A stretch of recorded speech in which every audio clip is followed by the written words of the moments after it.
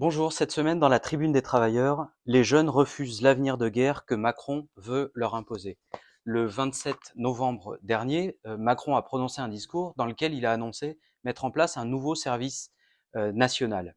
C'est intitulé le service militaire volontaire. Dès le mois de janvier prochain, dans quelques semaines, 3000 jeunes seront appelés à rejoindre le service actif de l'armée. Dès l'été 2026, ils pourront d'ores et déjà rejoindre ce service national. Macron projette d'ailleurs de demander à 10 000 jeunes de rejoindre ce service militaire, 10 000 jeunes par an, puis d'aller jusqu'à 50 000 jeunes par an d'ici 2035. En quoi consiste ce service militaire volontaire? En 10 mois de service, dont 9 qui seront constitués des mêmes missions que les autres militaires. Ils pourront être sur tous les postes sur le territoire national, y compris sur le terrain. Macron a ajouté qu'en cas de crise, le Parlement français pourrait discuter du passage de ce service militaire volontaire en un service militaire obligatoire. Il a d'ailleurs ajouté que son objectif était de transformer l'armée française pour mettre en place un système dit de modèle hybride. Hybride, c'est-à-dire qu'elle serait bâtie sur l'armée de métier, les réservistes et ces jeunes en service militaire. Et il a ajouté ce dispositif de modèle hybride permettrait qu'il soit prêt à toutes les bascules. Prêt à toutes les bascules, ça veut dire qu'il pourrait servir demain à l'engagement dans la guerre. Et depuis les annonces de Macron, tout le monde a approuvé ces propos. On sait qu'il y a quelques jours, le général Mandon avait appelé à se préparer à sacrifier nos enfants pour la guerre. Macron va encore plus loin puisqu'il annonce directement un dispositif.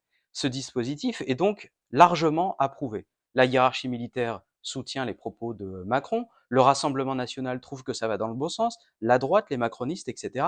Et à gauche, les critiques portent essentiellement sur la forme. La direction du Parti socialiste dit que le problème, c'est que c'est un dispositif improvisé. Quant à la France insoumise, elle parle d'une improvisation totale. Mais on ne peut pas dire que à gauche, ils mobilisent contre cette mobilisation militaire quasi obligatoire. D'ailleurs, ça a permis au gouvernement que, à peine le discours de Macron a été prononcé, que le dispositif est devenu tout de suite effectif. L'armée a ouvert un site internet où les candidatures peuvent d'ores et déjà être déposées, et 7 premières casernes ont été ouvertes pour accueillir ces milliers de jeunes. Et à cela s'ajoute le fait que le gouvernement a annoncé que 2 milliards d'euros en plus seraient allongés, en plus des 6,7 milliards d'euros que le gouvernement prévoit en plus pour le budget de la guerre. On le voit donc, tout le débat budgétaire qu'il y a en ce moment est cadré par cela, donner plus pour la guerre en prenant aux besoins de la population, prenant aux hôpitaux, à la sécurité sociale, aux services publics, au remboursement des médicaments, aux écoles, etc., etc. Mais les jeunes ne veulent pas de cet avenir.